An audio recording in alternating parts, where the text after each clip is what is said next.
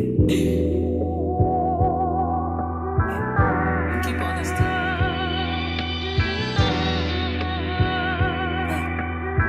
heavy is the head. I see the boat throwing. I'm too full with it. I gotta keep going.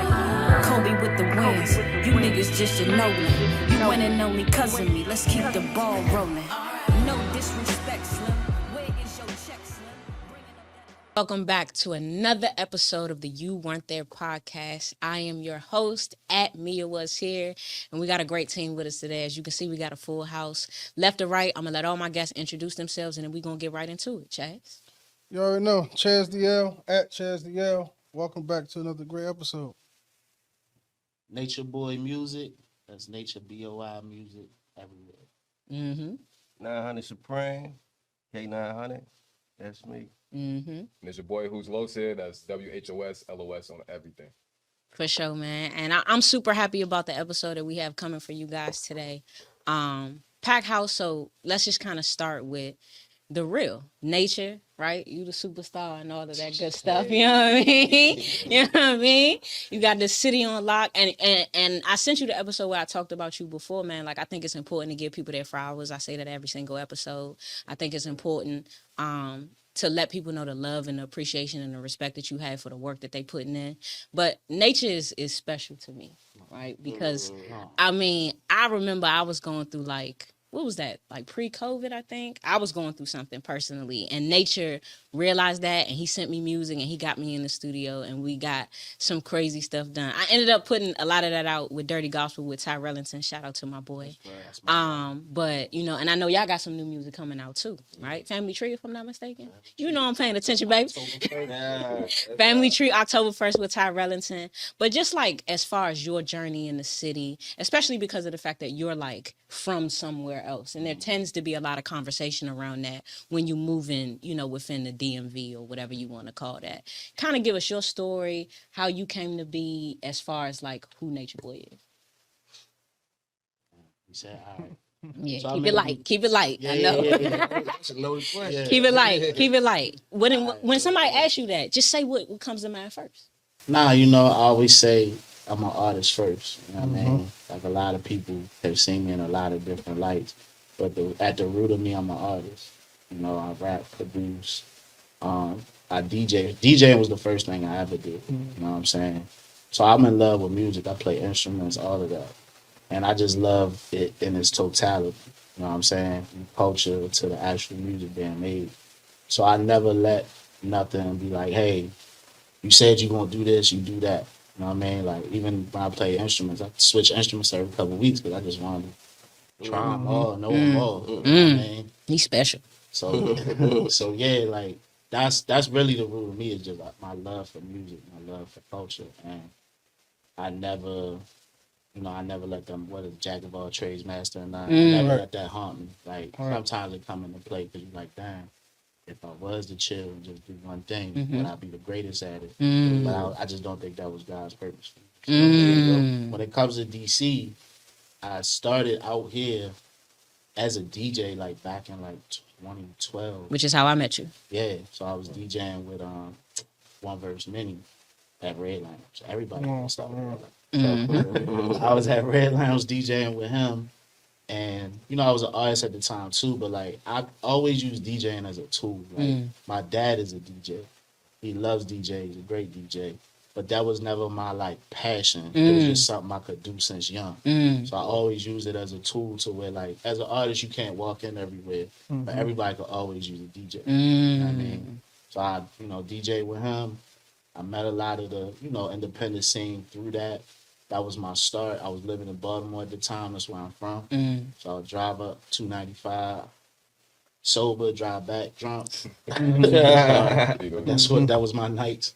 Yeah. But yeah, I would get started with that, and then, you know, I was an artist at the time, but I kind of developed my curation, kind of seeing that there was a need for like places for artists to like express themselves, and because at this time, it was only like one verse many and like maybe one or two other places. And I think with the Bohemian Cavern joint, certain places had things. And I think like Rose's Deja Vu on 8th Street was an early joint. A Quest was doing it back then. Shout out to A Quest, man. We remember all the legends here. He was kind of the only one I seen that wasn't like clicked up though, like respectfully to those other ones, but like they kind of had developed something where like, you know, there wasn't like an order of like, oh, you come in, you do this thing, you automatically get on. Right. You still had to kind of. You had to put your work in. Yeah, like, and so like you might be on a list or whatever. Somebody that they know gonna come in rapping gonna go before you. Right. You know what I mean? Because they got that connection. So like I saw there was a need just for like people to be able to come in and do their thing. And so like this is before Open Gym. I think the first spot I had was like Vendetta, which was I think it's like I forget what it is now, but it's on 8th Street. And so we was throwing the producer open arcs there, we was throwing the open mics there, we was throwing parties there, just everything. And most of them things were free because I just wanted as many people. It kind of wasn't about the money. You know what I mean, this is pre having a child. So it wasn't about the money. It didn't change now. Yeah, right. But that's kind of like my foundation of like coming into DC, doing shows, you know, being an artist at the time. That's the start of it. So I wanted to keep it at the start, like you asked. I ain't want to. Shout out to my man respecting my house. You know what I'm saying? Respect my house. You know what I'm saying? We had a talk before this. Trying to remember when we Respect my house. You know what I'm saying? You know, don't come in here and talk for an hour. We ain't got what hour. You know what I'm saying? But truly, like, Preem. Oh shit. What's the question? How you get your start? Shit, man. I got a long history of like music in my family. So like Nature said, the motherfucker that shot me out is a DJ. Yeah, I said it that way. But, Shot me out. They're DJ. So I always had love for music. Ever since I can remember. So, you know, one day I just started rapping. I ain't stopped rapping. I need to get back into rapping more. But that's why I'm keeping people around me that got a sharp sword. You know what I mean? It make me want to get back to rapping. For sure. Like I have to. Like it's imperative at this point. You know what I'm saying? No, for sure. And I think we forget, like, when we are in a creative space, like, people need you in that space. For Like, sure. there's a reason that you're there. It's so much bigger than just For you. sure. Like, It's there are way people bigger. who need to hear what you have to say. There are people who need to see you so that they know what's possible, so that they know what the options and alternatives are. And you never know what, like, that particular creative talent is going to branch off and turn into for you. sure. So you mess around, like, not operating in your initial purpose, you miss the overall purpose. You missed it. You know what I'm saying? It's crazy you say. Y'all can just say. No, go ahead. Speak your mind, bro. Speak your mind. You can't do that. It's crazy you say that, yo, because like I was just thinking on my way over here. I was like, yo, because you know a lot of things come across my tables for women who rap, right? And I always have a moment almost every time, especially when it's a lyrical rapper, where I was like, damn, I wish Mia was on her shit right now. Man. Exactly. Like you still, like, I gotta tell you, speaking of flowers, like you still, like male or female, one of the best rappers Oh, I've she met. kicked that shit. You know what I mean? Bless. Like, still, like even right now, you can not write another bar ever again, and it's still gonna be that way. Like Bless. nobody fucking with you. That touched my Just soul, leave it man. I'm retired, but that touched my soul. You know what I'm saying? And I mean, I still love music. You know what I mean? Me and Ty, we still, you know, do some things here and there. But, you know, for me, I think that there were, and to be fully transparent, there were purposes outside of music. Joe So Budden, music was man. really, like, for real. Like, I feel like there are things that I've done in my personal life where I feel like music is what gave me the confidence or put me in those arenas, right? So I know, like, the conversation around a lot of the tastemakers, if you will, in this city is like, if you didn't become Drake, how are you successful, right? But for me, music really, like, turned into voiceovers and commercials. And that's really how I started to see money. Because, like, this is a thankless game, right? It's a thankless arena. Like, if you don't turn it into Nature Boy, like, it's hard to It's still thank it's hard to pay your bills with just your passion. You know what I mean? And for me, music introduced me to some people, which turned into like voiceovers, commercials, which turned into cartoons, which is how I started making money, which is how I started investing in the businesses, which is how I was able to like meet people to go back to school and get a master's. And those are the things that like I feel like have given my life purpose and have put me in position to help some other people and to do some other things. So I love music and I'm always love music, but for me, music was not my purpose. It was something that I was good at. It was something that I enjoyed. It was something that I had love for, but it was just a tool. I want to say the whole thing is though, what you ain't realizing, you use your voice this whole time. Yeah. So your voice was your purpose. Right. It may not have And I truly feel that way. Yeah, I think it's the sure. voice. It's not necessarily like what you 'Cause do now with you it. using it. Yeah, exactly. Yeah. And I think God put you in positions. I never in my life dreamed I would end up doing like voiceovers and commercials, but that's really how I made my bag in music. It wasn't music, right? It was the things that came from, and music was incredibly important in that particular arena because I don't meet those people if not for music. Right You on. do podcasts, you put yourself in front of these people, and then those things lead you, I think, into your purpose, which is what it was like for me. And I say all of that to say, like, for anybody watching, for any kids watching, like, let God guide you. Right, like where you start is not where you end. It doesn't matter what other people saying about you. It's a lot of people that talk about me that have applied for apartment buildings that I own and gotten rejected. So for me, like, you use your tool for whatever you need to use it for, and you keep pressing. I ain't gonna say no names because I get to. You know what I'm saying? I ain't gonna say no names. You know what I'm saying? 'Cause Like she just shitted on everybody. I'm just saying. That's what I'm it not is. You know what I'm saying? I'm not shitting on you. I'm simply saying. Nah, I feel what you- I'm simply saying We gonna talk that about you it. allow the first Yeah. step in your purpose to guide you to what God It has still for don't you. take nothing And- away from what I just Exactly. Yeah, It takes yeah. nothing away. Man or woman.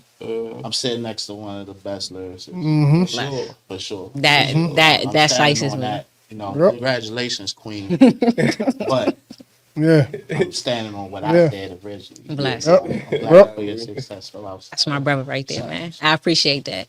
So, Los, we ain't forget about you, brother. Like, how you find yourself in the music? Because you're, like, really the one who's, like, outside of nature, like, really still active, really still pushing, like, still shooting videos, still moving in your purpose. Like, how did you start? And really, I think an important question for you is, like, what is keeping you motivated to stay? All right, so first question. I started, man, in school, average music class, recorder type vibes, but then quickly transitioned over to voice. So they needed more male singers. We came in, a couple, like 5 male singers. We joined the choir, cool. From there, learned how to play piano, because I had a sight read. So learned piano, choir, school, and then performing-wise, I used to be on U Street, 12th and U Street, right across Caddy Corner from the 7-Eleven. And folks would come out of the clubs on Fridays, Saturdays, whatever case may be. Me and a homie, dude don't even know how to use the camera. I'm like, yo, just hold the camera. We gonna stand, and just stand right here. I'm a rap. Wasn't going for no money. My mom be like, yo, why are you going out there with no bucket? X, Y. I'm like, cause I love doing this shit. You know what I mean? So Not with no bucket. no, seriously, like, she's like, you get paid for this? I'm like, nah, but you know, I'm having a good time. Right. So me having a good time, rapping, making my name the who's low situation of like, you know, who is this dude? But I know who I am for you to find out. Right. So that turned into again at that time that was probably like what 2015, 16 like this.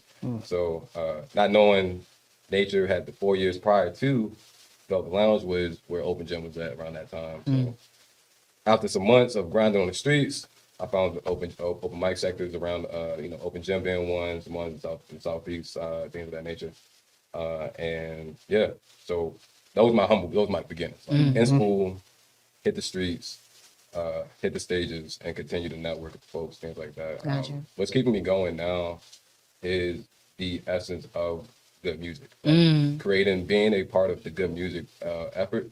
Again, coming from a musician background, playing keys, producing, singing, also rapping, giving my way into that. So nowadays I'm trying to be like on some Khaled vibes, like we bring people together. Let's here's the idea, let's throw it on the board, let's make a great song. Gotcha. You know what I mean? Because I started up a lot of raps, then over time polish the tool and make it like. I get it. I was a rapidy rapping ass rapper too. I feel that. I feel that deeply in my soul. But you know what though? I'm gonna say this because I mean I don't play a lot of instruments, just the drums and the guitar. But I mean, that's But nah, because I feel like you could no. I feel like you could fall into playing the drums. Like you don't even have to like you could skip and fall into playing the drums. but and be you said decent. guitar, Right? Because I grew up in church, and so like if there's a Sunday where like the drummer is not there because churches pay and people hop around to different churches in the city to make their money to make a living, and I respect and understand that. But you like end up just playing drums in church on a Sunday. They know you can keep a beat, and they know you can play shout music. That's not because like you really know it that well. You get good at it over time. So I don't really count the drums because I just kind of like fell into that. But I do think like when you do know music in that way, it changes the way you approach music a lot of the time. I think it changes the way you hear music. Yep. I think it changes your taste. Yep. And I think it changes like what you could tolerate in terms of like what you think is like not good. Your respect level changes. So as like musicians, for you guys specifically, as musicians, like how do you feel like that's impacting not just what you're hearing in DC and in Maryland and Virginia, as when you listen to music as a whole? How do you feel like your musicianship impacts like how you're hearing all of the stuff that's going on out here? Because it's a lot of trash music. It is. It's crazy because simultaneously, I've been growing right in music and my respect for music. And like at first, I was a purist about a lot because of it. You know what I mean? So in hindsight, it kind of closed me off to like respecting all forms of like expression. Because I was like, if it wasn't coming in musically correct, then I wasn't really hearing it. So like, thank God for me, I moved to Florida right when the South started invading the mainstream. You know what I'm saying? Like, I think like Every Day I'm Hustling was out, all of that. Wow. And so I lived in It's a pivotal time. Right now. And I Sure. moved there as a purist, like, if it ain't hip hop, if it ain't, Yeah. man, if it ain't this, it ain't music. All sure. this, I hated Soulja Boy, all that. Like, for real. Like, You hated Soulja Boy? I hated that. Yeah. You know what I mean? And you got, everybody don't remember the first version of Crank That and how bad it sounded. Like, as far as like the recording and mastering. I knew I Yeah. had it because I I'm had that talking- motherfucking Napster, boy. Man, you know what I'm saying? Like, Yeah, you man. wasn't, It's like, that bad, thinking about cuz. that, you weren't Yeah. there. You know what I Yeah. mean? When that dropped on the radio, and you was like, what the fuck What the fuck is this? As Yeah. the purist. Yeah. But because I've had the pleasure of, like, moving around, living in different places, and I have so much love for music, when you love something or somebody or whatever, you tend to be more understanding of certain things. For sure. So, like, as time moved on, my purist attitude kind of moved away, and I was like, you know what? I could respect this on this level.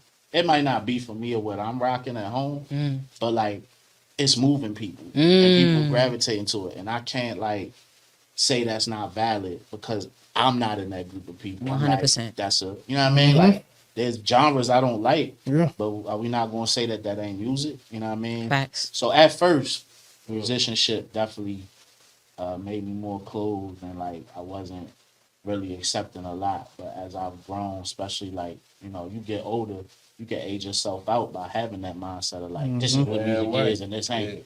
You know what I mean? So like I've learned to kind of respect all music in some form, even if it's not per se in my phone or my playlist. To your point though, like you were saying, like the whole changing of like going from the purist mindset. Because similarly, I had that same thing coming up. Like this is like music. If you're talking like the composition, like as a structure, you know what I'm saying. You have these things that's X, Y, Z. So I understand that part. But to Nature's point, like allowing people to have their way in that space as well is like it's been a growing point for me as well. But at the same, additionally, I'm like there's some things that can't go outside of the line. Like atonal music should never be, meaning that you're off key, should never be a thing. You know what I mean? Should never be popular. It should never be a thing. It should be popular. I feel this way. That's why I sang it that way. But I feel that you're out of key.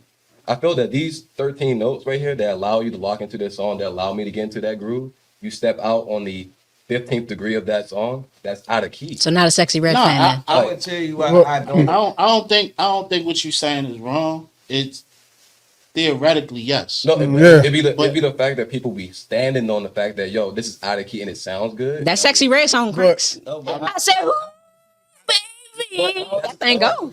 But see, but it's I'm with you. Like you said, theoretically you're wrong. but it's still a frequency. So music as a whole is always just frequency. 100%. So when it's out of pocket to that person, it's that frequency they on, so it sounds good to them. So I play the instrument, I play the saxophone, so I know what you mean. Right. So I could judge it on as a purist, be like, dang, that's out of key, that's not. But their frequency channel was on that sound. You gotta get their frequency. You got to. Yeah, You know right. what I'm saying? Finance don't always be on key. Brent Let's Fayez, Rihanna talk don't be about it. Facts. Rihanna don't always be on And key. it works. But I like Brent's music. I like Brent. And- Love and Brent's his music. background Love vocals his be on voice. key. Yeah. So I'm Fact. gonna give So you he a main found- person. And my bad. No, you and the good, other no. person that like kind of pushed the bounds of music and like it's Stevie Wonder because he had Right. he hears better than Yeah. obviously right. He hears better than, but like chill. But he because he did that and because he approached music that way, he opened. So I'm just saying, Beethoven. like it's like painting, right? Mhm. Like somebody can draw a stick figure on a painting and you be like, man, that ain't worth a damn, and like Right. that ain't Somebody that knows. ain't art. And then somebody come through and buy it for 6 million. 6 because million, yeah. it's on their frequency of what art is. So I don't think none of us are disagreeing with you, but I just think Yeah. I think sometimes we just forget that like this is art, this is art. expression, and like expression is going to reach who it reaches. Like it won't reach us because I'm like, nigga, that's off key. Subjective. Like, And I don't want to hear that. Yeah. But like I said, and I think we both agreed on this. Like as you grow and you kind of like come out of your rules and kind of come out of the rat race of making You got it, to. you kind of like Which you yo, have to, This is for all sure. just expression. Like, Yeah. It's all For sure. it's all sounds, it's all this, and like people pushing it kind of outside of what it's supposed to be is what got us to hip hop. For sure. Yeah. What got us Yeah. to these other subgenres For sure. because somebody did something that people were like, you can't do that. Like, sure. You shouldn't do that. And I would like to say this, like, as an artist, I think it's important to remember that your reception of it is not my problem or responsibility Hell as an no. artist, and I don't just care put it about out, that. bro. That's So, like, because most artists are unappreciated in their own time. Right, and that's across every genre. Right, Picasso was a nobody for the most part when he was alive. So, like, same with like, or artists go through like ebbs and flows. Right, Basquiat hit a moment where like he controlled the art world in the mid '80s, and then going into the late '80s, like that completely fell off, and then it came back in the 2000s, and now it's worth People say what Jimmy it's did worth. his thing. Jimi For sure. Hendrix did his thing. Yeah. For People sure. say Mary J. Mary did J. his thing. Blige, For that's sure. what I was People gonna can't- say. That's like what there's his people main. that Bob gonna get in where Dylan. They like that's terrible. That's off key. That's this. Yep. I love Mary J. I love. I Jimi love Hendrix. it. Yeah. For sure. And then you have artists who like are phenomenal in every era, but not necessarily successful. Brandy is a good example of that. Like The Voice. Brandy outside of Whitney, Perfect. The Voice, Pitch Perfect, but has not been successful in every era, right? Despite the fact that that music is always good and that music is always top quality. So I think as an artist, like you have to be okay with that too. You have to be okay with not being understood. And you have to be okay with people not being receptive to the art that you're creating and making it solely about the art as a result. And I think if you focus on that, no matter what your genre of art is, then you gonna win. The thing is, you can't make your measure of an artist the measure of an artist. Mm. You can't do that. Like, you know what I'm saying? Let an artist be an artist. If you don't enjoy it that much, if you're a person like me, I'm going to figure out why people like it. But a lot of people like something. I'm not somebody that's going to sit and be I like, want to know why. yeah, I wanna Why? know why. So What I'm is it? sitting What is I it don't about see it. this? You know what I'm saying? For Yeah. sure. I don't see it. What is it? What is it about this? Like, I got it. You know what I'm saying? But there's some people that don't, and that's okay. If it's not your cup of tea, let it not be your cup of tea. But don't make a ceiling for an artist. You can't do that. I For think sure. it's advantageous though, just to have a little bit of both. That's all I'm saying. Like, Yeah. I agree with you though. advantageous. I think understanding the You should have your structure own of standard, music, yeah. yeah, for sure. But no, not just for me speaking on other artists, it's saying like as an artist, generally speaking, to have that general knowledge of what these because then For sure. like you could push the You said boundary everybody should have music theory. to have some. Yeah. Some. Yeah. So Like, tell- because you can Yeah. know if you know what it like you know where the lines are, so you can push that boundary. Like if you don't know where the lines are, there's no boundary, which is great. And creation.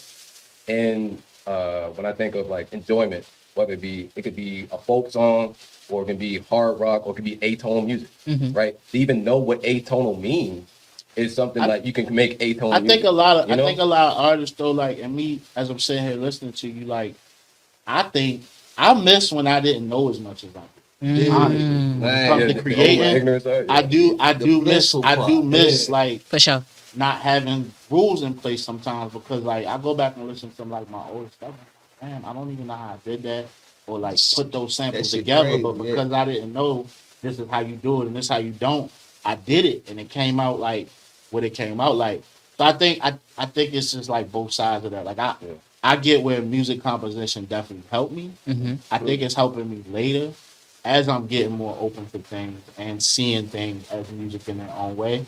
But definitely the more I learned from my journey, the more I like kind of got curious at a young age. And I might have took away some of my like genre bending years or like rule bending years where I could have probably created something different.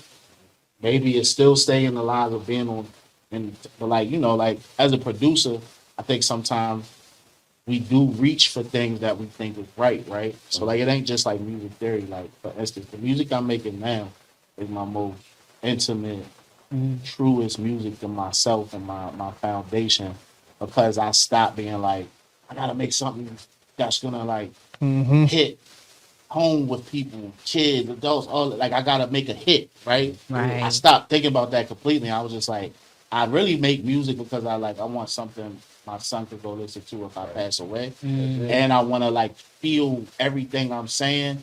If I'm performing in front of 5 people, 500 people, whatever, For sure. I want every word to be like life. And something they can hold on to. Yeah, like I don't care So about long as you- chasing things anymore. Like I'm aged out of that. Honestly, it's a young man's game in hip hop. So As long as the artist is not disrespecting it, like, so it's just what you're kind of saying, but you let time validate if they disrespecting it, the art, or if it's out of love. Because time is going to validate. That's a good point. You know That's a good point, Chad. Do crazy stuff. Yeah. That's they'll true. get older For and sure. probably say they don't like certain. Like you Right. got artists that hate performing some of their earlier hits, but they was 100%, like, I ain't even doing that. I got so much more respect for myself, Yeah. the craft, all of that. I don't even want to do that song. I hate For sure. that song. I feel like the point is just to create as authentically as possible every single time. Every single So that if anything happens, like I remember I saw something on, I think it was like IG not too long ago, and it was talking about how Beyonce never performs Irreplaceable, which is one of her biggest songs, but she had an issue with Neo, and so she never performs that song, which I can say because I've definitely been to like 3 of them shows. She never performs Irreplaceable to show Neo that as big as that song was, I do not need you. So I think if you create in that way where everything that you touch and feels authentic to you, you're getting better every time.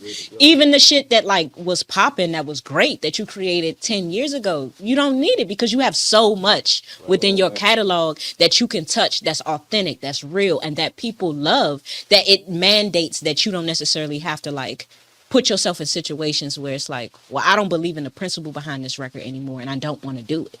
Well, now I don't have to because I don't need anything that comes from this record. But I think you have to create authentically and also consistently, which was always my problem, in order to be able to like to get to that space. I have a question for the musicians and the artists. How do y'all feel now moving forward with, you know, independent or not, just regardless, it's the landscape of music, where is it going? Because obviously the old paradigm of music is falling down. So moving forward, how do y'all see yourselves coming out the ashes or rebuilding music, and what do y'all see moving forward with it? I actually want to pose that to Supreme first. Yeah, so this shit ain't, I already know. This shit is not about no music money. You're not getting no music money. This is not what you, if you coming to music, get music money, it's not that unless you do some other shit. You gotta do And some I other ain't shit. gonna go into that. But yeah, you know what I'm saying? Like, it's about merch. It's about building a following. It's about having people that really care about your product and believe in your product because they're gonna buy everything else that goes with the music. The music is the commercial now. The music is not the product anymore. It's the commercial for the product. That was deep. Say that again. Yeah, the music is the motherfucking commercial for the products. That's it. That's it. That touched me. So Oof. that's how I look at it. And I go into it again, like knowing that. Like, you know what I mean? When I get back into my shit, I already know that. You know what I'm saying? Right. I just want you to enjoy my music, and I'm a do God's will. You know what I'm saying? I'm gonna speak what I need to speak, and whoever love it, and they're gonna support everything I do. You know what I'm saying? sure. And he already know that. The throw it over here with the sign ain't black. You know what I'm saying? Yeah. Nah, I think we're at a time right now where like you know, before, now they got so much access to you in your life. And before, where all they had was your music and maybe a little bit of your life, that's where they could sell the music. But now, like you said, music not really worth anything to people like that. Yeah. And there's so As much of as it now. Yeah, So much. and it's So much. released. What is it, like 50, 60,000 new songs per day? So it's the 300,000 it's disposal. Mm-hmm. You know what I mean, but what I've learned, like there's certain movements that gave me hope. You know what I mean, like Griselda Records gave me a lot of hope. But like the type of music that I love and that I make and stuff like that, like they gave me hope because they showed me like you don't have to, like I spoke on earlier, you don't have to go for mainstream and go for this thing that like, oh, it needs to go viral, it needs to get. You just need to cultivate. It's cultivation and connectivity. If people connecting to what you do and they love you and they love who you are as a person in your music, then they know you have to live off of this. So when you provide tangible goods, it's a little, it means a little bit more to get those things. And before, you know, you had to go platinum because you was getting 5 cents or 2 cents off of per thing. If you make it, you know, I got plastic designers black now. Where'd you cut off? If you plastic designers, Oh. so if people like what you're doing, love your story, love your music, whatever, like, and that's the thing. Before they had to love your music, they didn't get a chance to love you, or love that you a father, or love what you stand for as a man, woman, whatever. Now all of that could go into like selling tangible goods. So if people like, it's people who, and I'm gonna just say it like right, it's people that'll never pay attention to me as a musician because in their head, I met you as a DJ, I met you as this. I never respect you rapping. That's fine with me. You know what I mean? As long as you respect something, and when that T-shirt go on sale, you support it. All right. You know what I mean? Or For sure. that situation, like, and so I've seen this a couple times. Like I had a chance to go on tour with AZ in Europe, right? It was like you could go, and we'll pay you per show, but we're not gonna pay for your travel. And I'm like, I can pay for the travel, and I pay you for the show. Travel is the part. That's the part. It's the most expensive part. But I said, okay, I don't have the money now. You know what I mean? So I went, I came up with an idea. I didn't want to do a GoFundMe. Like, if people don't know me, I did a GoFundMe to bury my mother. I never wanted to do GoFundMe ever again. Why? It was a blessing for what it did, and I kind of want to leave that there. I don't really want to be in a position where I need to GoFundMe again because as much of a blessing as that was to get that done, it also did other things too that I really wasn't with. You know what I mean? And it kind of gave people the, I guess they thought the leverage to hold certain things over my head because I needed a GoFundMe. Yeah, right. Where I didn't even know what GoFundMe was at the time. Melissa Kim made me a GoFundMe and was like, let's see if we can get a couple $100. I ended up getting $7,000 overnight because of how much love and respect I done put into the scene. And I saw all those notes and all the comments back when I needed to sing. You know what I mean? So I say that to say, when it was time for me to go to Europe, I was like, I'm not making a GoFundMe. I was like, what I'm gonna do is I'm gonna create a shirt, one of a kind shirt, world tour shirt. And I said I'm gonna do a donation based. The shirt, the donation start at $50, but you could donate what you want. So everybody that donated $50 got a shirt. You know what I mean? Because all I really need is $25 for the shirt. But people donated more than $50 because they understood it was for a cause. There were some people who couldn't donate $50 and they could only donate $20, but they like, well, I'm just donating this because I want to see you go to Europe. Yeah. So I made the money to go to Europe based off of the connectivity I had with the people and them watching my journey. Wow. You know what I mean? They like, we want you to go to Europe. We see what you're doing. Here you go. I'm buying T-shirts. Which is deep. Hey, you know what I mean? So, Because you have people who do the opposite with people. Know they need support and go out of their way to like so that deplete definitely the was- support. That was definitely that too, though. There's people like, because you know, as an artist, you don't forget shit. Right. Especially in them times. For sure. So I could sit up You here and remember name every word. niggas who claim they fuck with me and didn't get one of those shirts for sure. You know what I mean? But I was so overwhelmed with the amount because I had people that never came to the show, never did this, didn't even know they knew I did music, getting those shirts, making those donations. So instead of focusing on who I thought should have did it, I was really overwhelmed by who actually did it that I had no idea would do it. Right. You know what I mean? So I say all that to say connectivity with the people that your music speaks to and all that is so important because you don't. Griselda showed me you don't have to have millions and millions of fans. You can, you know, my goal is to have enough fans and enough connectivity to have a 6-figure Yeah. salary. Yep. And that's it. I don't need to be the Yeah. biggest superstar in the world, Facts. all that. I do a drop. You want to listen to the music? I go tour on it. I have merch around it. Rinse and repeat. Yep. For You know sure. what I mean? Yep. That's sure. it. What you supposed to do? And I think like Griselda really showed us like that. In our face. Yeah, 'Cause like people was already doing it. for sure. But West was doing step by step and people face like For sure. Yeah. boom. And these was all older guys, right? Right. So that theory That of gave like me hope, too. aging Yeah. out, like of being past, because I would definitely say that contributed. I would definitely say that contributed to why I stopped personally. I hit 30 and was just like, 40's my I don't age. know. Once I hit 40, I'm like, I can't seriously see myself still grinding as a rapper and take myself shit like. So in my head, I got 3 years to make a Griselda-esque move happen to where it's like, all right, well, I'm making 6 figures rapping. I can still do this. right, You gonna hit that Where, For you know sure. what I mean? You gonna hit And I that feel like Yeah. I will. we claiming We that. moving it. We claiming that We- right we here. don't- we close right now. Yeah. Yeah. You know what I mean? If we being honest, Yeah, like bro. with everything combined, No, hell yeah. we close, but we not there yet. Right, But right. if we keep doing what we're doing now, we gonna get there. But the goal is not just for me to be in that position. It's everybody who around me too. Yep. We all live in 6-figure lives based off of this small group of people, supporters, who love us, and we. You know what I mean? And then our kids is involved. You know what I mean? My son was pressing shirts this summer at 6. You know what I mean? Because he wanted to. Yeah. He kept seeing us do it. He like, I Make want sure to you throw that in there. you know what I mean? Nah, I mean, you know Yeah, what I mean? facts, yeah. Hey, shit, the Asians had their kids on the register. Yeah, that's When what I you're got supposed to food up, 100. Why not? They 100. supposed to do that. Yep. You see entrepreneurship around you. Yep.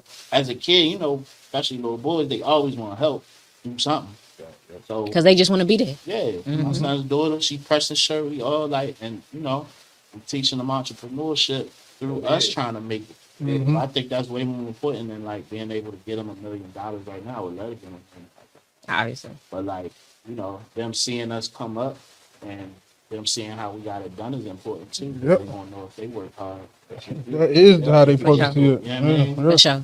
I love that. What about you, Los? No, you got a question for me? No, I want you to answer I that don't No, question. answer his question. I was like, well, everybody hit on the right notes of like direct to consumer. That's how I see it. Like, you know, I'm myself working on app development right now. So, like Nature said, you build that community, or you have a community. I like to say facilitate community because there's so many people out here. There's so many different communities. You stand on what you stand on. You could facilitate that. Like the Beehive was a thing before Beyonce even dubbed it her fan club. They were the people who loved Beyonce and what they stood for and what she stood for. Beyonce just gave them a light. Now the Beehive is the official fan club for Beyonce, but she didn't make that. She just facilitated it. So like like everyone said, like figure out who the people that who love you for you. You know, it doesn't have to be the music, it doesn't have to be like merch, whatever the case may be. But for you, and facilitate to give them something that they can the door they can walk through. So like, you know, I work in development, so I got a lot of kids, you know what I'm saying, who listen to my music. They may not could play it around their parents all the time, whatever, but they're like, listen to Carlos, you like, you think that's my music? Like, yeah. So like for me to give them now an app where like, all right, you can pay 99 cents. You know, I got 100 kids who got $1 on a Apple Pay who want to buy my app and listen to my music. Hey, download the app now, you get a shirt or something like that. You know, these are things that artists, direct to consumer, have been done before. You got the Griseldas, you got your, you know what I'm saying, your Nipsey, like, you know, whoever. For sure. Your direct to consumers, you can get a lot of money, 6 figures. Yeah. You know what I'm saying? With, Yeah. you know what I mean? And I think it's important, like, But- to understand incentivizing, right? That's not the word that we've used, but that's exactly what it is, right? Like, incentivizing consumers is necessary in every market, right? I work in healthcare. So we have to incentivize providers in order for them to want to participate in the programs that we offer. If not, there's another program that is willing to incentivize them, that's doing something very similar to what you're doing, that is willing to provide that avenue. I think it's important to know the rules of business no matter what area of creativity that you're into. And for me, that's something that's missing, or at least that was missing like when I was out here. I felt like there were, and for me as well, I'm not like judging anybody. I felt like for me, my understanding of business was not there. I was just a creative running around with my friends. was I more- learned it late. It was more passion. I learned it was more passion than anything else. Yeah. I was not concerned about the business, and as a result, there were tons of opportunities that I missed out on, rooms that I was in, and I didn't know what to do when I was in them. Fuck you up, too. And you think about that. That should keep you up at Have your night. business For together sure. is what we saying. Get your Up business front, together. Up front. Understand what it is to incentivize your consumers. Mm-hmm. Understand how you can put points on the board, that there are things that you can do to bring in income so that you can create and generate income in other arenas. It's important to understand your business. And that's not on some like you're trying to be a millionaire out of it, but you have no idea how many opportunities you missing not having your shit together. And the cool thing about being independent, you start off with 100%. You start off with 100. You break down. Everybody get 10% of whatever I got. I still got a lot, and everybody, sure. I still got a lot left. So, For sure. people looking like as far as the business goes, they're like, oh man, I want to do business. You have 100%. You can say, hey, dude, want to do X, Y, Z? I'll give you 25%. For sure. That's like to your point of incentivizing. You know what I mean? Like For sure. people don't want to even give up anything before they receive, and that's why I think like For sure. oh, That's how I'm building the team now. Like, Yeah. Before it was all me.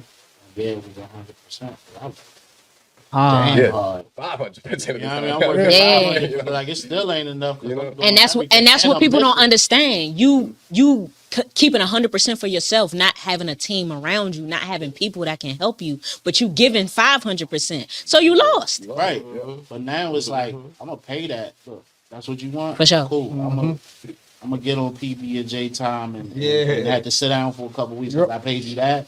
But I need that productivity back. that. For sure. I need to cut that time in half. And I needed that. So like, yeah, like, we learned that late though because we also grew up seeing like people do that, show their talent, somebody discovering them, a deal.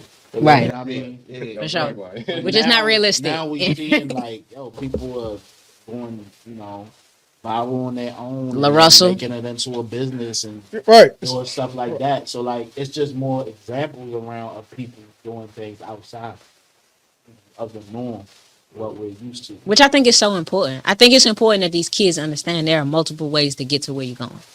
You don't have to do it in the way in which everybody else says that you, because honestly, like, I know there were artists and creatives who, had they done maybe what they're doing exactly right now 5 years ago, 7 years ago, it might have hit. You know what I mean? So I think like understanding how to maximize your time in addition to your value as an artist is very important. And it's when you don't have a team around you, you don't necessarily always understand how to do that. But that's why you need to build these communities, facilitate these communities talking with the about the people kids. right next to you. Like, I talk, I volunteer at my son's school, everything. I talk to kids a lot. You'd be surprised. A lot of these kids want to be YouTubers. Like, want to stream and want to. The YouTubers and the streamers making more money than you Yo, 'cause rappers. that's what You they- rappers they broke. are. You rappers broke compared to the YouTubers and the streamers, if we being real. That blew my mind at Video first, game but then nigga. once I, For I see sure. my son watching Kai and Mr. Beast and all this other people, For sure. I'm seeing these people and I'm just like, that's what he's saying is, like the rappers and the top, they dealing with the streamers. So like to see those in real time happening, like I said, you age yourself out when you don't be open to what change is and what's happening. For sure. And that makes the creator in me excited because I'm like, damn, I don't just have to get it just one way. I don't have to make a bomb ass song only. I just need to create a community, an experience rather. You know what I mean? For sure. And you can eat off of that in so many different ways, whether that's clothing, whether that's streaming, whether that's showing up live and people wanting to see what you got to say. Like, so it's an exciting time for real. Like, it's For like, sure. going For sure. forward. That's all it is. For That could sure. be scary It's for all some people supply and who demand. getting it. For sure. That's Who's it. That's getting it real. one way, that could be scary for them because they like, I'm so used to getting it this way and it being this way and this being important. This whole thing is like, it's like open canvas. It's like blank canvas now. Yeah. For sure. Yeah. There are no rules. No, There are no facts, rules. facts. So how do y'all bring value with y'all creativity now? Aside from the business part, because that's important for sure. Right. But how do y'all bring, like she's brought up Nipsey, like he had the total package of that, right? So you had the business side, he was showing you game on that, but then even his artistry, he was bringing you value, raising the consciousness, right? So like we getting to the point where even music where people don't even ride around the music no more because it's like I'm sick of hearing this type of frequency, right? So how do you push the boundaries now and elevate your creativity to where you can make a timeless record, so where 10 years I can go back and get a certain vibration of feeling from this era? You know, how do She you? said about being authentic, right? Yeah. Before I was chasing the hit, Mm. so I would say and do things that may be true to me, but like I'm trying to meet you rather than be me more so. So like right now, like I said, I'm making the most vulnerable, Mm-hmm. especially, and then I'm understanding the weight of that, right? Like I'm a black man, you know what I mean? I'm a parent, I'm all of this. So me saying certain things and realizing that hip hop is 50 plus now, so there's an audience for that. Whereas we always sure. used to, hip hop used to always go after, the first word is hip. Yeah. They're going after what's hip, what the kids like, what's in, what's that. And when you started, you tend to be young. Right. Exactly. Yeah. So you do your young shit, you talk about your young shit, you do it. But now they're realizing that hip hop is older and that, you know, I've seen legends sell out. Yeah. And I've been overseas with legends where people care about what they're saying. And so like I don't think you have to create anything per se that's like new and fresh or whatever. I think in a time where people are manufacturing music is very microwave, I think the thing that's more closer to being authentic and just real, I think they're yearning for that again. Yeah. Sure. Yeah. Instrument. Yeah. They are. And the thing is, it doesn't Like you even said, have to lyrics, be they like coming your back to that, version of yeah. real.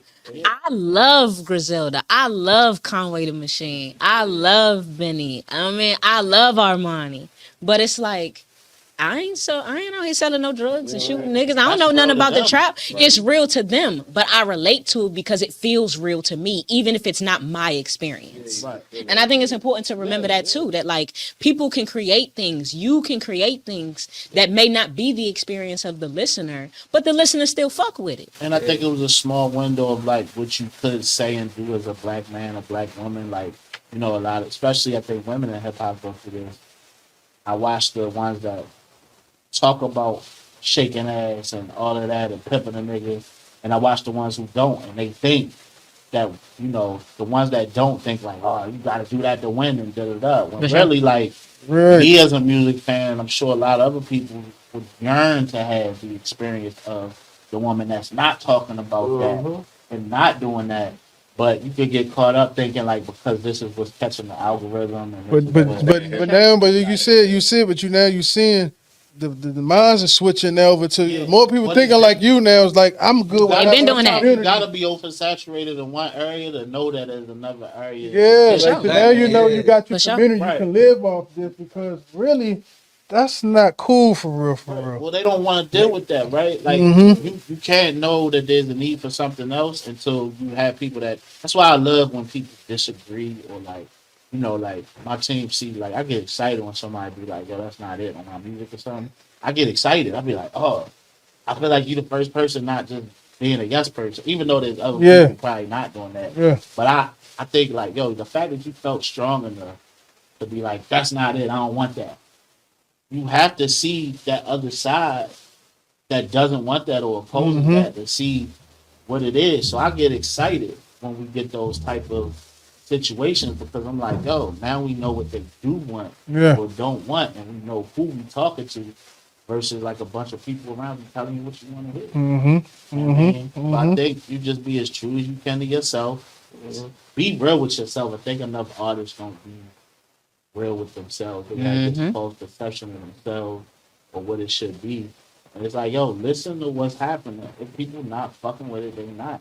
If 5 people fuck with you, 5 people fuck with you. Yeah. Figure out how to turn that 5 into 10 by 10. making that 5 Yep. happy. Yep. Because Exactly. those 5 are gonna be your soldiers. They're gonna be Motherfuckers don't your- be satisfied with that. They don't be That's so- the problem. yeah. Like you gotta be satisfied And we- with that. Like if motherfuckers is ride with you like that, like And ride we all with you. guilty of it. Yeah, I- yeah, I- yeah. every day, We are. I'm like, every day I might run into a low vibrational point where I'm like, damn, I only got this on this, and I wanted this. For sure. Not realizing, nigga, you still had 100 people.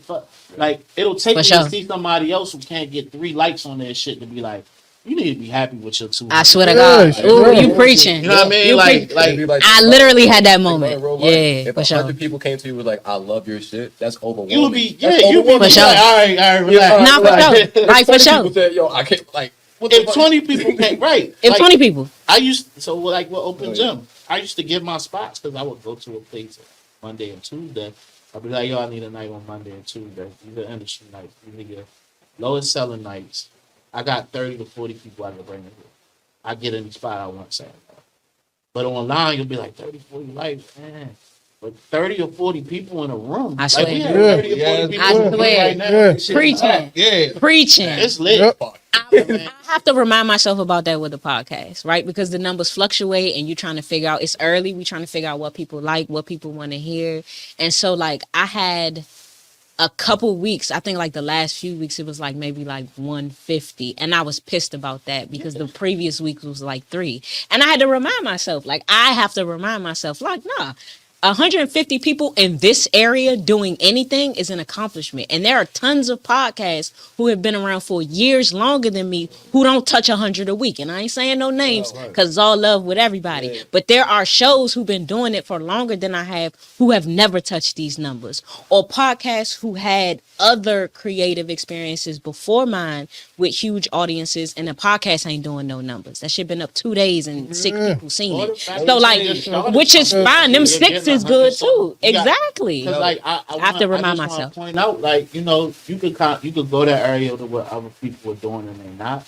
But like I think the most healthiest way is to always bring it back to yourself. For sure. Your I'm about journey, to right? say that. You didn't have 6 other podcasts before, and now you're doing it. This is your first time, and you're pulling those numbers.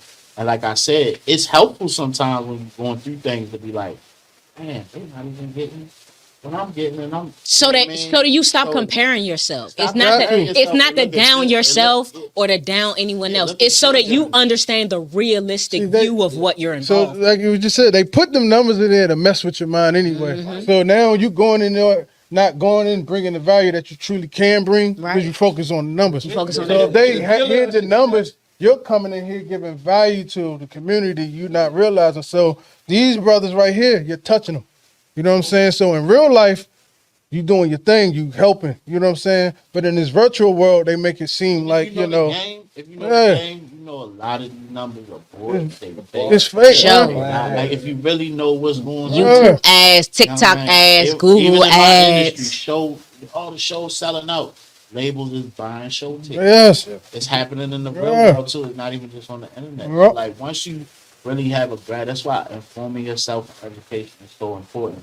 Because the more you know, the more you can comfort yourself with that real information, so where you don't have these unrealistic expectations For sure. for yourself and others. For You sure. can have a real understanding of like, you know, I work in live shows now. That's my job. Shout out Rhapsody. man. Did a show with You know her what I'm this saying? week. Yeah, Yeah, that's I what mean. do. But I manage venues now. So like I heard you say that like I run Fillmore on another joint. I don't. You don't? I do not. I Correct. run Union Stage. Ah. Our theater at the turnaround. Ah. But I have a relationship with Live Nation to where it feels like I run. It feels Fillmore, like it.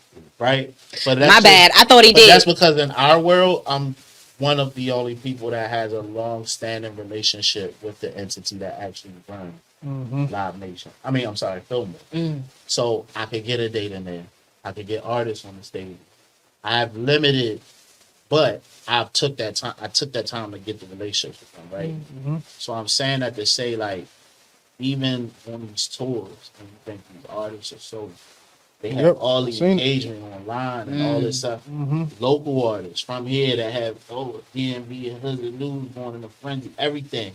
When it comes down to real connectivity, and when it comes down to what's happening in them buildings, because if you get somebody come out the house for you, they really love you. For sure. It's not what people be thinking it is. Yep. For sure. That definitely Yep. is a part of Now that's real. showing why we here. That's Yep. 100%. We can call out names right now, and I could go tell you the numbers right now. Yeah, it's all Niggas false, don't be bro. selling out when they saying they selling out. Niggas don't really be, you know what I mean? And like that's why my understanding and my viewpoint on a lot of things that I think that I used to think was real as an artist, I woke up and I was like, yo, I'm doing art. Yeah. For sure. You know what I'm saying? For Because sure. niggas ain't making with.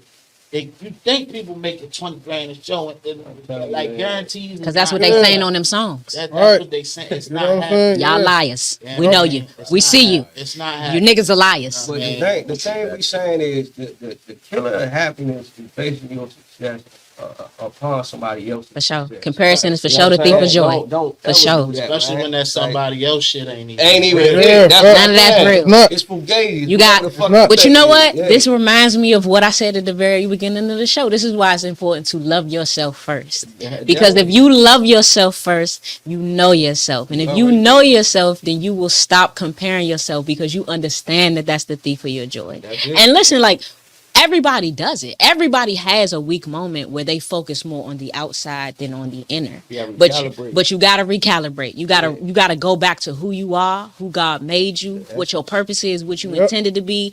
Like Nip used to say, man, you sometimes you gotta get ugly and refocus. Yep. So you know, Remember that. I want to say that because I know that there are a lot of artists who watch this show, and there are a lot of creatives who tap into what I'm trying to do here, man. And I'm telling y'all, You like, ain't trying. stop That's what comparing you yourself to these other artists. It's not what you think it is. I remember doing them shows at the Fillmore and Howard and being behind 3 and 4 guys who were huge in this area, who had all the engagement and couldn't sell a ticket even close to mine. That's the real. A lot of these artists with that engagement online can't sell no tickets. And Bree said that too. It's a lot of artists who get people to come out to these shows and they have nothing to do with it. That's somebody buying tickets and then giving them away for them. So focus on yourself. Focus on your love for yourself. Focus on your purpose. Focus on what God got you to do. And if you focus on that as often as you should be focusing on that, you ain't got time to focus on all this other stuff. Yep. I You feel know what like I'm this is a saying? good Focus segue on for the, God. question. crazy. Mhm. Like, Okay. this is a great segue to some ugly stuff. Okay. Look, Fair enough. I also Get up. don't want to hear you say crying no more. Trying Okay. insinuates you ain't doing. Okay. You doing. You know Doing what that, I'm motherfucker. saying? Yeah. Okay. hell Respect. Yeah. I take that. Yeah. I receive that. Yeah, You know what I'm thank saying? But that may be a good segue to some of the tough questions because you are, running most of these venues. I'm gonna go ahead and say it. You know what I mean? While you're sitting right here, you're running most of them. Maybe not all of them, but most of them. So as far as like obstacles, that's always something I like to deal with here because I think when you're from here or do business here, have connections here, are building networks here, something that you encounter are the pitfalls. There are just people in this area who do not want to do business with you or do not want to support for lots of different reasons. And I think when you're not from here, that can double, that can double over. So specifically for you, Nature, but for everybody really, but specifically for you because you are not from the District of Columbia, what have been some of the things that you've encountered as far as like obstacles to try to press and to move forward in what you accomplish? I mean, so DC loves DC, right? And there was a time when y'all didn't love nobody else. I'm from Right. Maryland too. Yeah. And I mean, it's still, people in position are still like that too. So like, and I respect it because Baltimore love Baltimore. You know what I mean? Philly love Philly. Philly love Philly. Atlanta love I Atlanta. We respect get it. And I came into this area with that respect. So when I came into DC, I never came in like, yeah, I'm running DC, I'm gonna take it over there. Like I had respect from them pockets of OG. You know what I mean? Like, yo, I see what you're doing. And if we being honest, when it comes to DC, there's a lot of people here that have success that's not from DC. They from Baltimore, Quicksilver, Gemini. You know what I mean? They from Boston. They from Cali. So DC does allow you to have real estate in DC and be successful. But the core of DC, and when they get in, certain people get in position, they're not really happy about you having success and you're not from here. Why do you think that is? Just pride in wanting the real estate and that, you know what I mean, to want to control that real estate.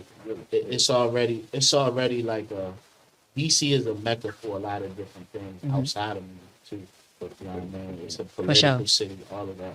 So like those politics don't just stop with the Congress like that. It goes into the streets, it goes into all of that. That's why Festivals that are conducted here, You know what I mean? the It's the showcases. So like I feel like the obstacles I come across is like, and I run into it, I'ma always in my eyes, I'm gonna always be underground. I'm gonna always be an underground king because those people that are in place overground, they never gonna really give me that lane as far as like getting above ground because I'm not from here. Now, that's because I also take the underground route. I don't align myself with certain entities for gain. You know what I mean? I'd rather go do the work. I'd rather go put in the work person by person, brick by brick. Now that way the results are your own. Yeah. So a lot of people, you would think a lot of people respect that and love that, but I get shunned by a lot of people because I take that back. You know what I mean? Like my success or what I've been able to gain is my own, and I have no alliances that could be like, well, it wasn't for us in DC. For sure. He wouldn't have been able to do this and do that. For sure. My shit came from person to person, respect, all that. So like, I've been told this from people who are from DC that love me. And they like, why can't I break that barrier? Why can't I get that? Why can't I get in there with the who's who and all of that? And they see what I'm doing with Open Gym. Because in my eyes, I think how I felt different about Open Gym because, first of all, I'm an artist. I didn't set out to be no leader, mogul, movement leader person. Like, I just doing what I feel like I was called on to do. You know what I mean? And so, like, I love seeing people shine. I love putting a light on people who I think are dope. Even being an artist, right? So that's why Open Gym exists because I'm like, it comes from basketball. Right. You know what I mean? Open Sure. Gym literally comes from basketball, For right? sure. So I grew up in that where, nigga, you come in the gym, you sign up, you might be with, the teams is 4 or 5. You on a team with people you never played with before, whatever. Are you as good as you think you are? You just, you know what I mean? You get on the court, but then through that, you build fellowship. You start seeing the people at the Open Gym. You gotta learn how to operate with these people. Y'all build a community, but then y'all start to build a friendship because y'all hooping together. Then you learn his game. He's not really a 3-point shooter, but he's For sure. So I'm gonna pick up my head. So I'm gonna get, you know what I mean? So like Open Gym started from that, and that's what I wanted the community to be. Is like I didn't want to close it off to people who weren't popular enough, or maybe like they weren't at the pinnacle of their talent or all of that. I wanted it to be open to everybody. I wanted to put the person that was just beginning with the person that's knee deep in the industry, because as the person that knee deep in the industry, you can still learn from that motherfucker. For sure. Who hasn't stepped a day in the industry. And iron sharpens iron. You know what I mean? No matter where you sit, there is something to learn. There is growth that can occur. You can get better. A lot of people look at Open Gym as amateur hour because I allow those people who might not be good enough or popular enough or working hard enough, but the budget's not big enough. So like those who's and those neighbors never really got with my program. But as you can see, it's pure, right? So the people, Ground up. It's a grassroots program. There's people who were with Open Gym in 2018, 19, whatever, that no longer come to Open Gym because it grew. They still wanted the weekly, it's $5 weekly at Wicked Boom. That's the old Open Gym. Right. So as we grew, and now it's $10 or $15, and it's at Songbird, what's at Fillmore, they can't grow with you. So I got from both sides, I always had those two things to worry about while I'm growing. It's like, they not going to mess with me because of the amateurs. Then the people who feel like they broke past Open Gym or Open Gym broke past them, they stop coming. And now they looking for this new thing. But to me, because I understand artists and I've been around enough of them, it all comes back down to ego and For sure. You know For sure. Artists, For sure. I love y'all, but y'all gonna go to the place that serves your ego more so than your actual purpose. Tough More to so hear. that's gonna force you to grow. More so that's gonna, you can't stand to be in a place where you're not the star all the time. And that's what Open Gym was. Nobody was the star here. You know what I mean? I didn't even perform at Open Gym. At any point if I wanted to, because I'm a polished performer. I could step on there at the height of the event and grab everybody in the room, and now they my fans. And I've seen people with platforms do that, where they like, all right, yeah, everybody good now. We about to, you know what I mean? I purposely didn't perform when I do some of the biggest events, because I didn't want to take away nothing from what these artists was going to gain from it. And to show everybody, yo, we all here. You know what I mean? we still can learn from each other. And I think the part that people don't get about open gym is like it can be resourceful, but it needs resources. So a lot of people that were bigger than open gym came to us when they needed something or when they needed to fulfill something, but they never once thought in their mind, what can I do for nature that's gonna make him take this platform that's helping thousands to the next level. I literally have put over 100 artists on the biggest stages of their life. How many of them do you think came back to me and was like, you know what? Now I want to pour into this platform and what you're doing. Less than 10%. None. None. One. Jeez. You know what I mean? I'll say one because I can't even remember. I'm gonna say my dog Sweezer. But that's because he's intentionally saying. Shout out to Sweezo. Follow me today. We're gonna work, I'll brother. say that, but there's probably some more that I'm just saying, like, compared to the number of people we've helped versus who's tried to help us is astronomically different in proportion. No, for sure. You know what I mean? I'm not saying that to complain. I'm saying that when people challenge me with certain things about why we don't do this or don't do that way, I feel a type of way because of how much work and how much time we put in. You know what I mean? I'll speak on this now, and this is not to be messy, but this is to be real. So sometimes we do posts, right, where opportunity might come up, right? Now you got to think, it's just me and maybe a couple of my people. There's thousands of artists. You know what I mean? I don't have my hand on every single one of them or all of what's going on. I know who I know. So sometimes I'll put up a post and be like, hey, such and such tour is coming to town. Tag somebody who you think would fit this. I've had people actually say on the post, why you doing it this way? You don't just know somebody who can just fit this thing? And I'm like, maybe. But how do you think I see new talent? Right. We don't do the open mics no more. Right. So, and I'm the person, like me, I'm the person with all that I have to do. You know that. I look through those hundreds of comments and go check people out. Look at their content, listen to their song. music. Yep. Because when I bring the submission to Live Nation or whoever's asking me about it, because we built our own lane to where like tours contact us now. Who for support in town we should get. You know what I mean? We built that lane for ourselves. Nobody built that for us. So when they hit us up, I want to give them the best person, but all across the board, right? Not just because they talented. Right. You got to think, right? It's business. Work ethic. So if I put somebody in place that ain't good business-wise, Right. it's a bad look on me. For sure. If I don't know that they're not good business-wise, I have to go off of character. And when I talk to these people, and I have to go off of what they're showing socially. So I got to take a chance still, right? That's difficult, yeah. Right. There's so many factors more than like, oh, is your music good? And as an artist, it's easy to forget that. I did a show with Nature once, and he got so mad at me, y'all. He got so mad. He was so mad at me. That's bullshit. He got so... Don't say that shit now, because you ain't emotional no more. He was so mad at me, y'all.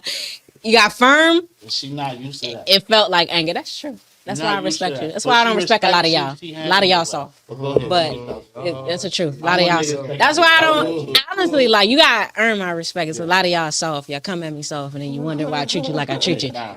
Grow a pair. So I did a show at Milk Boy Art House. That was with Snow the Product. Thousands of shows. And Anna Mays, I think, was there as well. Blew her out the water. No offense. I killed her. I smoked Anna when I performed. I smoked your ass. I know you can watch. I smoked your ass.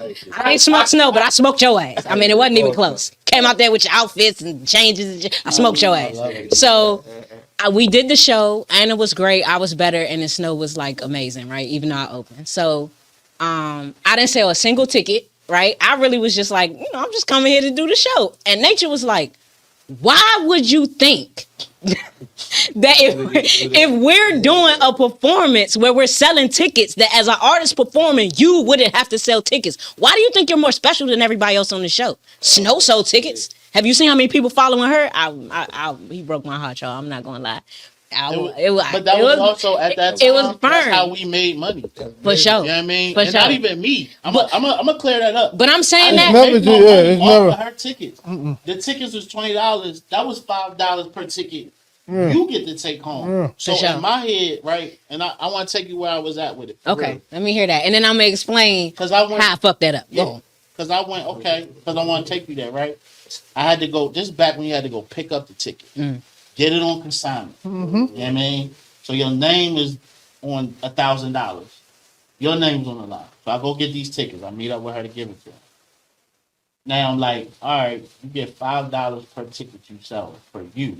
And I'm not lying, y'all. I don't want everybody to know this. I'm not getting no back end money for putting this together. All I'm getting out of this is good business with Live Nation. So that reputation. when they call on me, I come through.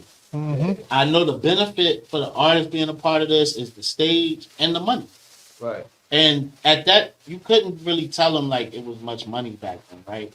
But if you now that I know what I know about shows and I see what the percentages be, like yo, $5 off of each head is a nuts. good night. Yeah, that's You know what I For mean? sure. For sure. So where I was like, yo, I took the time to go get the tickets. I believe in you. Let's switch that. Number one is I believe in you. You know what I mean? I believe in you. I went and got these tickets. I want you to get money off of this. You know what I mean? So it wasn't just the fact that she didn't sell a ticket, it's that she didn't tell me she wasn't going to. She just didn't. You know what I mean? There was an understanding. I just showed up. We had an understanding. I was calling her because she did show up to like sounds check or something like that. So I'm calling them like, yo, what's going on? So Da, you da, was da. already And she was just, she was just, you know what I mean? Like, No, whatever. No. For clarity's sake, because I want, as like a promoter, I want you to understand this too. It's not always about like, sometimes you have like personal stuff going on. No, I was going to get to that. And the crazy thing is, I didn't do anything I was supposed to do, but it had nothing to do with nature. Like sometimes as an artist, you just got shit going on. But in your life, you depressed, you going through shit. And I'm gonna be 100% honest. It's crazy I didn't sell tickets because I was dead fucking broke back then. Like this was before I had a master's. This was before the voiceovers and the commercials had come into play. This was a point in time where I really did not have money. Like music was just something I did, something I loved, something that was expensive. Because when you're doing music right, it's an expensive investment. A black hole of investment if you don't know what you're doing. At minimum, you spend $5,000 or $6,000 to successfully record, mix, and master maybe a 10 to 11 song EP. It is very expensive. So I was pouring all of my money into that with no understanding of the business, no understanding of all the things that happen around it, and I was out, and you're not getting no return on those investments. I was fucking up, and it was fucking me up, and I did not like music at that point. So it's just something that you're good at now. It's just something you do. But I did not like music at that point. I'm gonna get to that. These are not excuses. I'm just saying this well was that. It sounded like that. Because I'm gonna get to that point, like I said, and I was getting there because what I was gonna say was, it wasn't that you didn't sell any tickets; it's the fact you didn't talk to me about it. Right. You know what I mean? Like to me, we had a close enough relationship where, like, even if you told me, I don't want to do this, I don't da da da, Right. which we eventually end up having that, right? Right. We had a heart to heart after I expressed that, like, yo, I'm disappointed, yo, like, what's up? Then we had a heart to heart.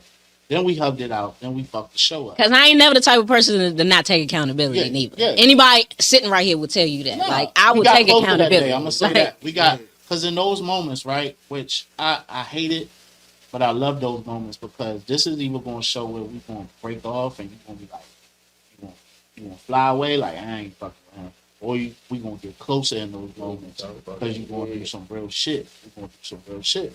So we got closer that day.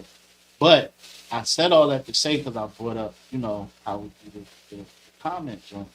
And some people look at it like we're engagement fishing. And I want to take that two ways. I want to clear that up two ways. Because me and this person never got to have this conversation. She was on the show and everything. She said on our page, don't you think this is counterproductive to have tagging and all this other stuff? Don't y'all have people y'all should be able to call on for this. Bree said right? Yeah, Bree said that. Okay, because she And- talked about like this idea. So I Yeah. do want to hear your perspective Yeah, on yeah, this because she talked about this recently. Nah, So and we didn't get to talk about this in person. We saw each other multiple times, but we be working, so. But we cool enough to where it's like we can have those moments and get over because we out there. Right. You know what I mean? But I did want to explain, which I did on the post itself, so there's nothing I'm not already saying. I haven't already said. But we don't do open mics no more. You know what I mean? We don't have that outlet to see talent every month or 2 weeks or whatever like we did. It's digital now. Mm-hmm. So I want to take it two ways. Say we are engagement picture, right? When we post a show, we got a show called Show Love. We showcase 4 artists by themselves. Most rap shows or local shows, it's 12 people in the fucking For lineup. sure. We all come from We that. used to have For sure. 2, but that wasn't maintaining the bottom line. So we put 4. When we post those shows, how much engagement you think we get? Unless it's their people that want to see them, because we have a collaboration post. People that have been following Open Gym forever don't cheer us on like, y'all, good job. This is the, because artists go to where their ego is served. You know what I mean? So they're not cheering each other on unless they're friends and they would kind of look stupid not cheering. To be real with you. We throw that's $10, right? It's a 75 person room. We don't sell all of those shows out. And we impacted, touched way more than 75. Just artists alone in that room. She be able to fill that room up very much. For sure. We can't fill a 75 person room up.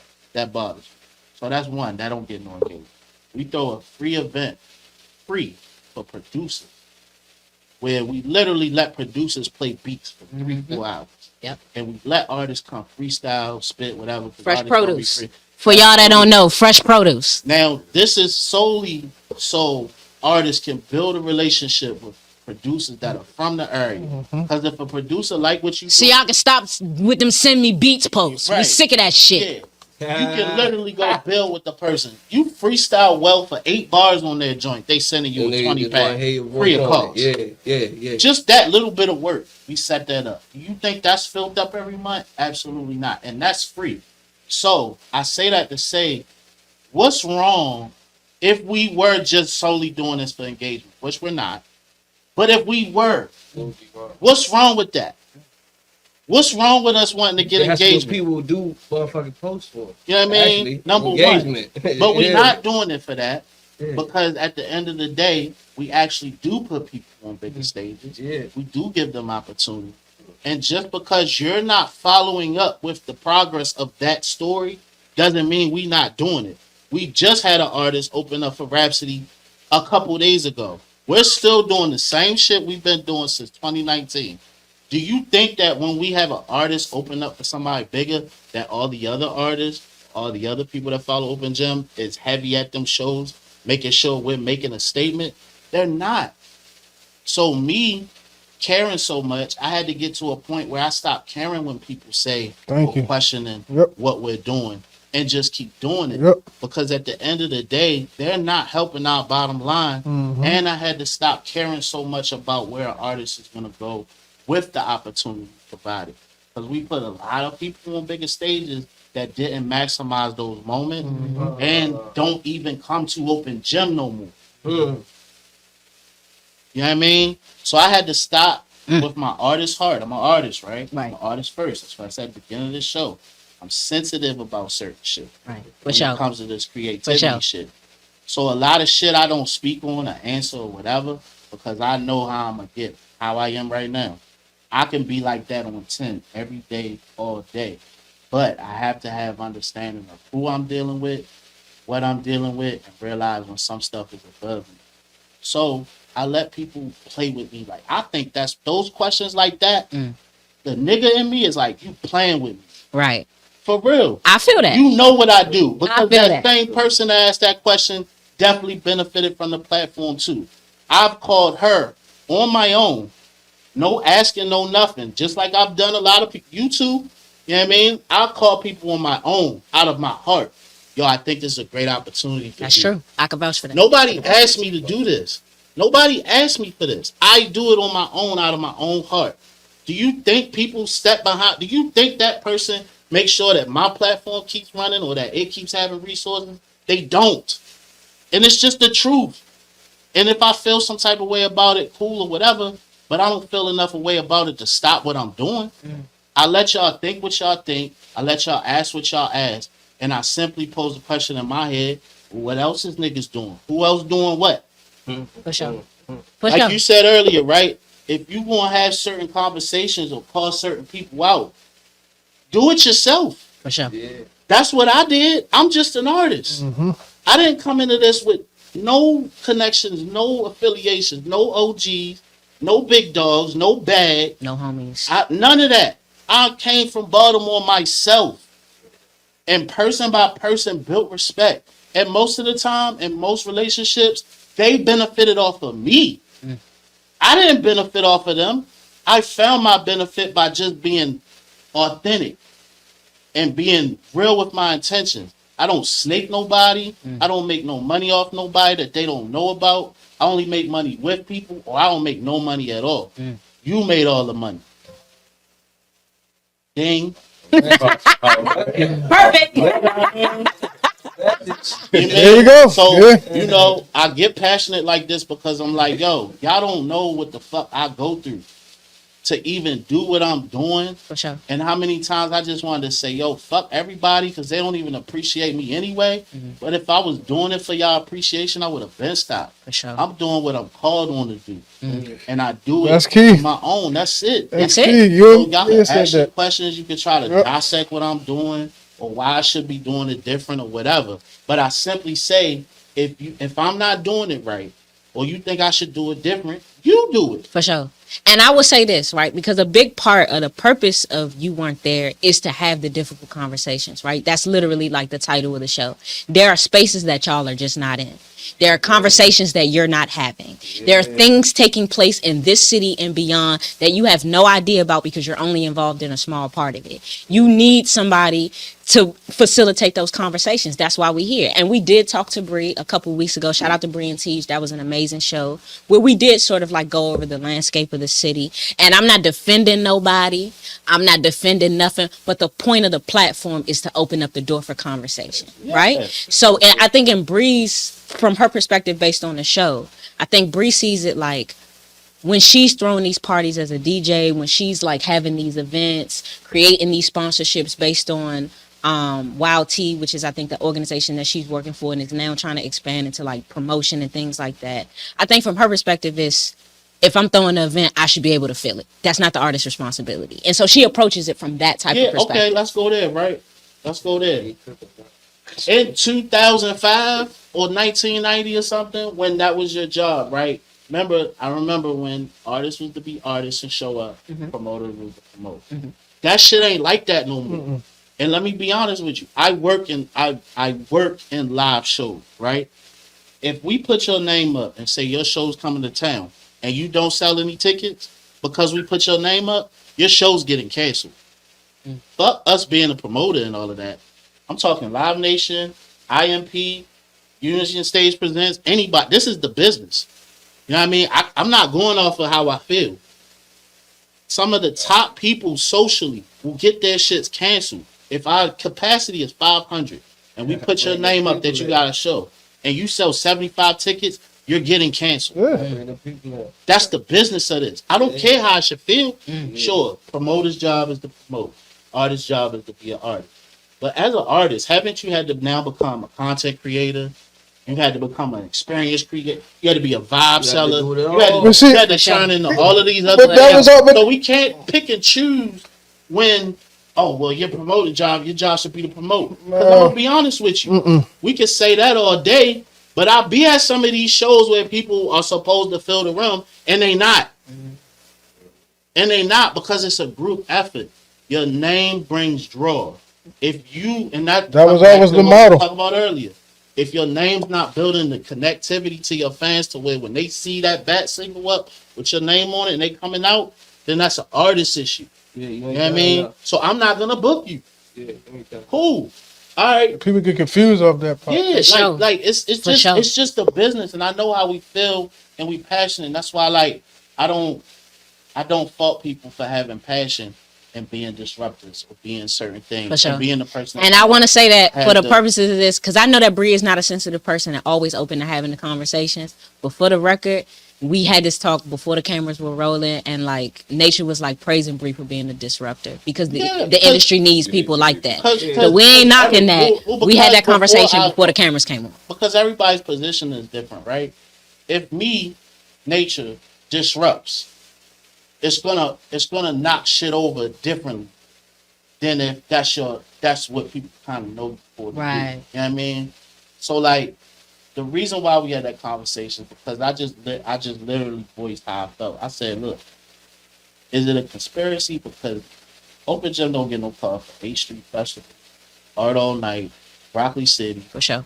We don't get calls for that. We've gotten a call for DC Music Summit, for Funk Parade before, but we ain't get no call back. And when we did, we performed in a business-wise. We brought more people. We did everything you would want when you made a call to somebody. Right. We brought traffic. We provided dope artists to go on the main stage, and we did it all not being paid. Those artists got paid. Those artists got things and have gotten opportunity since. We haven't, right?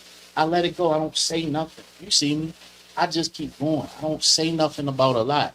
I decided on Threads, because I just got on Threads, to say something about it. And I must have said her name 3 times, like the boogeyman. Bird comes in name, right? This is like, you know what I mean? And like, I just want to put out there before I start to tell this story, I respect what Bird does. We all do. Right? We all do. What she does. And like, I can't sit up here and play perfect. There's parts of me that when she answers to it or has certain conversations with people and say things, I'll be like, yep. What you gonna say now? Because I ain't gonna say it. You know what I mean? I'm gonna be real. Yeah. So she said to me, and the first thing she said, because we're gonna come in hot. Always. You ain't from DC. Why you think you should get these calls? Da da da da. But then after I responded, and it wasn't like responding to the fact of like being hurt that I wasn't from DC, I said, you know what? I'm not from DC. But DC gonna never say Nature Boy wasn't an asset to DC. For sure. You know what I mean? And then more and more we talk, I got information from Bird that would help me as a person not from DC to get funding, to get this and that. So I'm saying that sometimes you gotta take what people won't give. So that's why I didn't respond crazy to Bree when she made that comment, because off top it made me feel a certain way.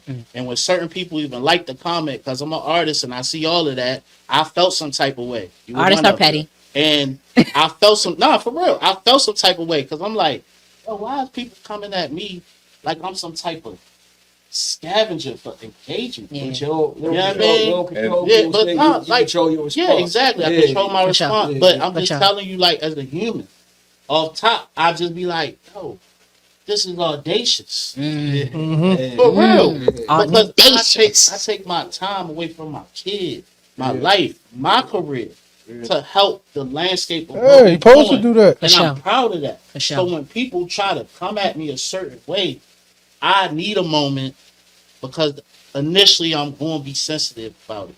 But one thing about me is I'm going to think the whole thing through. And I gave her an answer back, and I said, you know what? Actually, that is how we discover talent.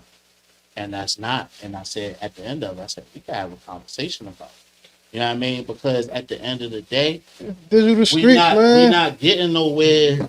We had to bring you back. It's We digital had to do streets, part bro. 2, baby. We had to do It's part 2 on digital that. streets, We're not man. getting nowhere with certain energy. And like, you know, I know my power in certain conversations, right? I have the power to take it up here and we just not getting nothing done, and it just be fucking entertainment You gotta for Twitter and all of that. Or we can actually be, well, even fuck listen. being civil. It can get heated. Man, look, keep Just doing, know where like I'm coming from is like a place of I care. keep doing And what I'm you're not doing, trying to man. like even go. I'm gonna just keep going. Nah, for So sure. that I think that same night or that night of, I end up being the one running the show that Breeze on. You know what I mean? Like it's not like these conversations can't happen. It's just when they could. Nigga, we working. You DJing tonight, I'm running the venue. Right. Take these wristbands, There you go. plug your shit up, Yeah. do your shit. I'm gonna do my shit, make sure the building's secure and that everybody get paid, and let's keep it moving, because that's what besides all the talking and the entertainment, This is and what the, we're here and for. this is what we actually do every day. We really Yeah, man. work in this. For sure. So the people, you got to be careful what you say and what you rallying people up for, because you got a bunch of people that's not in the know, church and shit, that they don't even shoes that they don't even step in. Like niggas can't talk to me about helping. Y'all wasn't there. people. We've Y'all been weren't- trying to y'all- tell you y'all niggas. weren't Y'all there. wasn't there. there. Talk to me So, you know what I'm about saying? that Keep shit. doing what you're doing, You know man. what I mean, that's it. At the end of the day, 'Cause like, you gotta do but I that. had to speak on it because I'm like, yo, I'm a human. Not for sure. I'm a Like you human. said, And like I you think it's said, important to have the conversations because there are rooms that you're not in. There are conversations being had all around you that And there's we need a information you don't platform have. for. There's You don't information have, bro, you 'cause you're don't not- have. You yeah. need a platform that's going to give you that. You know, that's what I'm here for. that Y'all welcome. journey's not theirs. Y'all niggas You know what I'm welcome. saying? You all So welcome. again, keep doing what you're doing because that's what you're supposed to do. Digital Sure. streets. Back in the day, you had to really get out there and touch the people. Right. You know what I'm saying? You're doing that. You got to do that now in the real world and in virtuality. You know what I'm I saying? don't have no big social media following. My shit don't go viral. I don't got Twitter in the uproar. If people didn't see me like this, if I wasn't really outside for real, nobody would know who Nature Boy is.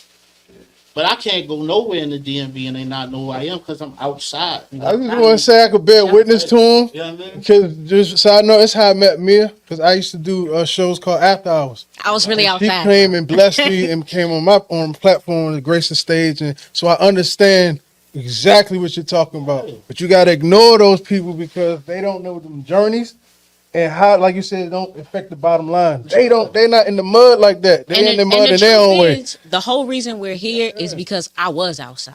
Yeah. And I did shows. was there. I really was there. Yeah. Like in ways that y'all weren't. Like I did shows with Nature and I've done shows with Bree too. So I understand both of their perspectives and I respect both of their perspectives. I think what Bree wants to do is to take things back to the day of old. When promoters did their job, which allowed artists to flourish in their job. But I understand that things have evolved. But low key, back in the day, the business structure still was the same. The artists was when they said the artists do their job, them selling Part of that job streets, is promotion. they did it. Their name, like you said, he put the Batman signal out. That artist you book already guarantees you bodies in the Let's go to building. that part. You know what I'm saying? Artists. The promoter just did the extra bonus work that Yeah. the artist To already make sure it got wasn't 50 bodies empty. coming. As But a- that doesn't necessarily fill a venue. Yeah. As a promoter, we can't work with you just make good music and just do the. Because let's be real, right? The market we're in, we're promoting up and coming artists who have little to no following. Right? There's only so much I can do as a promoter. Whether they trust I have a lot of brand trust, but they just simply not gonna come out because I have brand trust. You know what I mean? So I'm gonna even say this: even the more popular ones, right? Socially popular ones, I could put their name on a flyer and it still don't do nothing. That connectivity thing is the middle ground to if people are coming out or not. For sure. And that goes from independent all the way up into the big name. You know what I'm saying? For sure. So, I don't want it to seem like it's what I'm saying versus what she's saying. I'm saying we saying different things from different places. You know what I mean? I'm not from DC, but I'm from the DMV. Right. And I'm not no young man. I've been here a long time. I watched the game change. I could speak on certain things. I'm not saying she can't, but I'm saying the positioning is different. You know what I mean? And I respect and applaud when someone's passionate and stands on their square about certain things. But And Bree for sure gonna stand on her square. and that's cool. We love you here, Bree. But like you know that. everybody approach ain't the same. Right, for sure. My shit not just coming off based on what I should feel, and I'm not going to switch the situation based on what it is. It's not just our jobs to do solely one thing anymore. One, that doesn't work. Two, the fans don't even consume the shit the same way people did back then. You could put a poster up and be like, "Oh, we just need something to do because we don't have fucking smartphones." For sure. And all For this other sure. shit we could be worried about. There ain't 1,000 parties in the city we can go to for free. Let's go to this concert of these people we never heard. It's not the same. Right. You know Yeah. what I mean? And You gotta work I feel together that. now. I've been to people shit who They are got good I feel that. promoters. They They got good 100 more promoters. than They niggas. got It's hand in hand. but the people aren't coming. And these shits be free. Sure. I could speak on that shit. That's for sure. Niggas not there. You weren't That's there. for sure. Those people weren't there at these joints. You heard it. So like Soundbite. we can scratch all of this like they're supposed to do that. That's a cool. On paper that sounds cool. But this is the game, right? Me as the promoter, I'm gonna pay you based off of productivity. I'm gonna book you based off of what I think I can get produced based off your name. Right. If I don't think I can get anything based off your name, then I'm not gonna book you. For sure. So do we want to start having people doing that? Because then none of y'all niggas would get shows. And I'm not gonna lie to you, as an artist who has worked with both of these amazing people and both of these amazing DJs, I would say that I was somebody who like did not always take music as seriously as I could, especially when I started making money on other things. A lot of people. And so I think I think that there is a lane for everybody, but the truth is like nature's way forces you to work. Nature's way like forces that's you. the way you get money. That's the way you get money. That's So the I way will you say get money that. and That was get a dope people. ontology, by the way. They just wait. I mean, but I You wish you I could beat take it, my nigga. credit for that being the way. But this is like it's music business, right? There's the music and there's the business. This, if it was up to me as an artist, I would love to just pay people because they make art. I would love that. For sure. As an artist and as a person who does business, I would love to just be like, yo, because I'm a fan of this shit, right? I would love to just be like, yo, there's artists that I want to book on shows at the same time, and I wish I had the budget to pay them no matter what the turnout was. Mm-hmm. I wish I could do that. I wish I had the money to do that or the backing to do that, because I would only do that, Right. right? That's not the business. Mm. For anybody, not Nature, not Live Nation, not nobody. If you not a draw, nobody's gonna make money. This building doesn't run off of vibes, and all of for real. These lights don't stay on because the vibe was good. There was money made at the bar. There was all of this, and we talk about sponsors. Sponsors want to put money to stuff that's going to get the engagement up for their brand. If there's nobody there, what type of engagement are they getting to their brand? There it is. There you go. Like, this is not Nature's way. This is mad. You know what I mean? For sure. I took myself out of it. For sure. I took myself out of it for the betterment of the business. That's why I just don't, like I said, I wish I could ignore it. I do in a sense of my reaction, but I take it in. I put a note in it. But I realize the same people most of the time will fix their mouth up or fingers up to say certain things to me have benefited from the ways I've done things. So that's why I make my peace with it, because I'm like, you know what? I'm going to keep doing it, because whether they're not realizing it in this moment now or not, this is beneficial to all of us. I wouldn't be doing it if it's like, this ain't Yeah. lucrative. Yep. This For is sure. literally the least lucrative thing I do. For sure. That's the one I'm most passionate about. For sure. And as much as I would love to continue on in this conversation, We need a part two. we doing a part Right. 2, man. We already know we doing a part 2. Like 6 months because you're taking a hiatus. Right? Nah, man. I quit. I changed my mind. I changed my mind, man. Part 2 coming. But listen, like, we love you guys. We've been here all day. We do got to wrap it up. Let's do a last round. Everybody, make sure you introduce yourselves one more time. Let's close out. Give them your socials, and we can go. Nope. Cool, man. It's your boy who's located. That's WHOS, LOS on everything, man. Pleasure for being here. Thanks for having me. Yeah. KAE-9 Hunnid. Wow.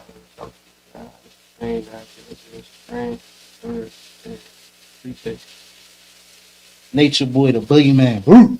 It's like, nah, nature BOI music or everything, man. Natural Born Killers coming out in a couple of days. Family Tree coming out. Fourth quarter. Relative. Chaz DL at Chaz DL.